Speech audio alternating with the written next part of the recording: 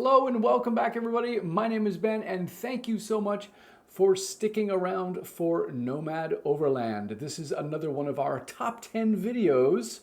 And don't forget to stay to the end of the video because there's going to be a link at the end on how to actually create a first aid kit. Now, that video is about 3 years old, but I still think it has some good information, so stick around for that. Number one thing that you should do for preparing for medical emergencies is, of course, having a good first aid kit. Obviously, this is kind of a no-brainer, but it's important to say nonetheless. Now, there are certain things that you're going to want to definitely have in your first aid kit. So, bandages of various kinds, scissors, antiseptics, pain relievers, tweezers. It could be maybe a CPR shield, face shield, possibly, if that is something that you want to use. You might want to consider personal medications that you might use on a regular basis. And also, of course, with your first aid kit, you want to check it, regularly to make sure that you have enough of everything. Now, there's a couple other things that I would add in the first aid kit. One of them is feminine hygiene products. Now, this is for the obvious reasons that you would use them for, but also things like tampons and maxi pads can actually be very, very handy in an emergency situation, because if you have a large open gash, you could actually use a maxi pad to cover the wound and tape it up. And because that type of pad is super absorbing, it's going to absorb some of that blood flow, while at the same time you've put pressure on it with the tape. So in a worst case scenario, you could use something like that. You might also consider using a tampon because it will do the same thing, and you can actually put it into a wound, and of course it will absorb the blood.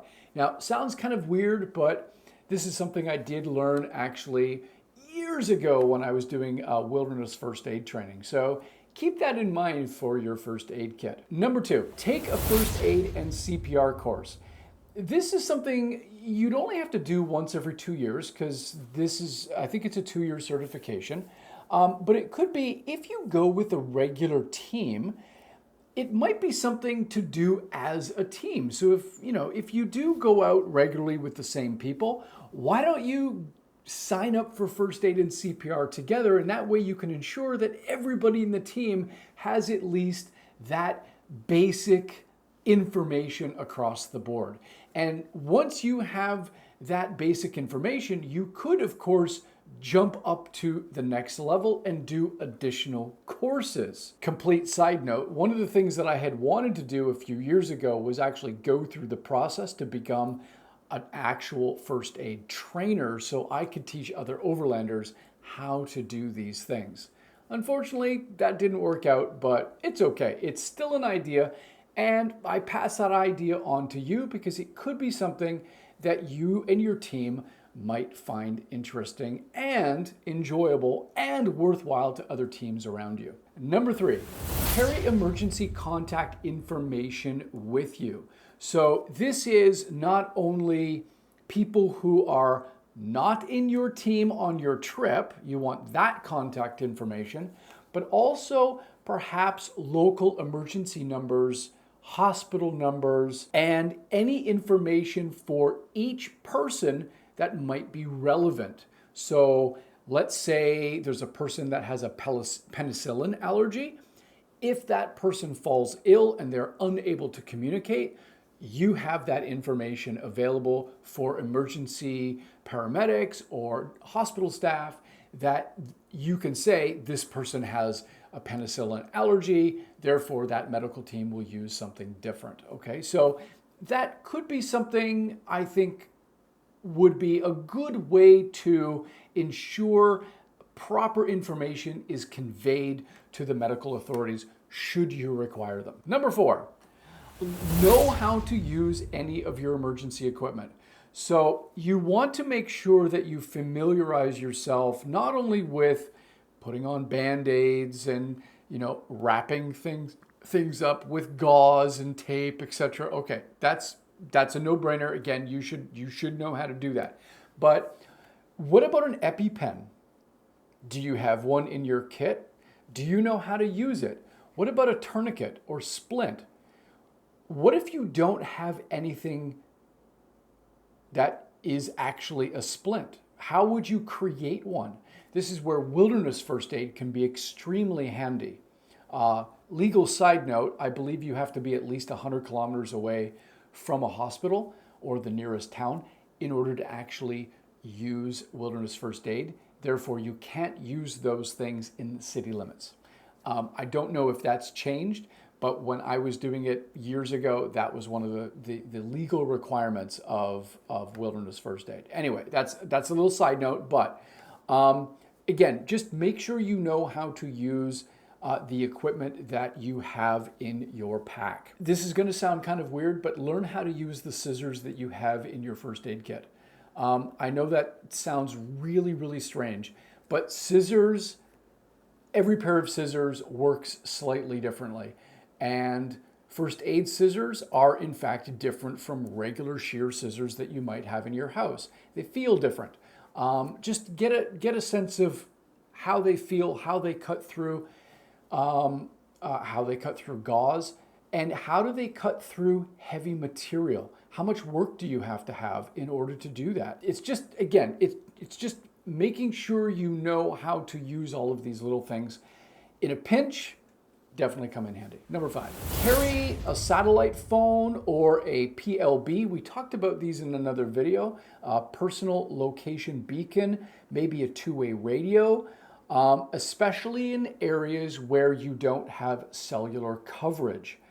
Now, yes, satellite phones have come down in price. That is, no, absolutely they have, but not everybody's going to need one of those. So take that with a grain of salt. It depends on the area that you're going to be in. CB communication or ham radio might be more appropriately priced for some of you, but at least have a way of communicating to the outside world that you have a problem. Number 6, understand and recognize symptoms. So there may be common symptoms that you'll have when your team is out and about overlanding. For example, what would you consider as a symptom of dehydration when it first appears? Not when it's full blown, but when it first appears. What is a symptom of dehydration? Well, your lips, actually, at least from what I understand, dry lips, and you start doing this, it becomes habitual. Why? Because your lips are dry. That's actually one of the key indicators of pre-dehydration. So if you are looking around and you see somebody doing that, it's like, hey, let's have some water, and you might be getting dehydrated. Let's drink something. So look for other, look for those little tells in people. Heat stroke, hypothermia, allergic reactions, all of those can have early recognition symptoms, and if you get them before they become dangerous, before they become escalated events, then you're going to protect the team, and you're going to protect that individual from having something even worse. Now, depending on where you are, obviously the local conditions will determine what sort of medical emergencies you might feel are appropriate to be team checking. Blisters is another thing. Learning how to recognize hot spots in a boot, that's a pre-blister. So how do you deal with that? All of those little things can really help the team become better together. You're working together and you're looking out for each other in these little things. Really, really helpful in that regard, I think. So paying attention to and understanding symptoms or pre-symptoms of potential medical issues are definitely worthwhile. Okay, number 7, maintain a safe environment. So if you're going into a campsite, look around your campsite and check out things that you might consider be potentially hazardous, when you are walking around. Number eight, stay hydrated and well nourished. Dehydration and poor nutrition can lead to a whole host of issues.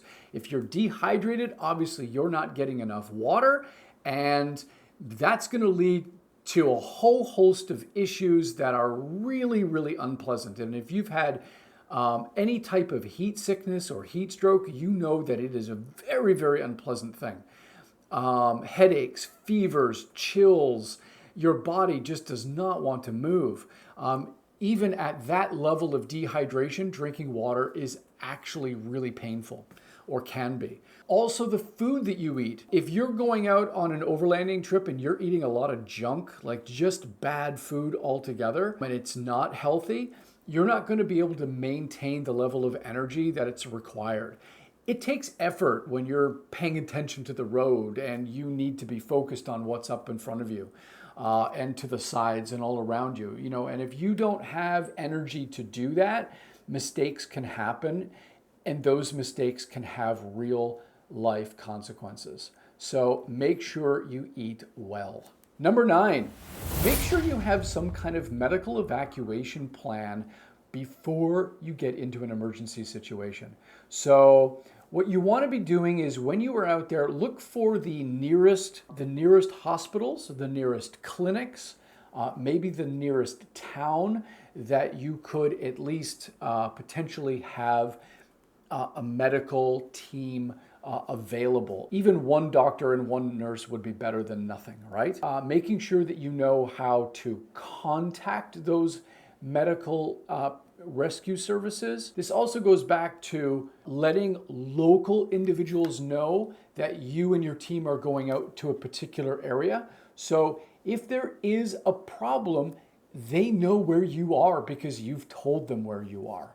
So that also can be a potential lifesaver because it reduces the amount of time that the emergency medical personnel need to find you. Number 10, regularly update your skills and knowledge. So keeping up to date with medical knowledge, with first aid tips and hints can be really, really helpful. Now, this could, of course, be taking regular first aid and CPR courses on a regular basis, but it could also be perhaps even going to YouTube channels and finding channels that have doctors or licensed individuals to provide information so that you can at least be aware of some of those things. And then maybe create a little playlist for you and your team on different things that you want to be including in your information. Perhaps even this video in your playlist, who knows? Of course, there's much more to all of this. There's a lot of deep dives that you can go into, which I understand, but stay tuned for this next video because that is on how to make a first aid kit. Thanks everybody. My name is Ben from Nomad Overlanding. Peace.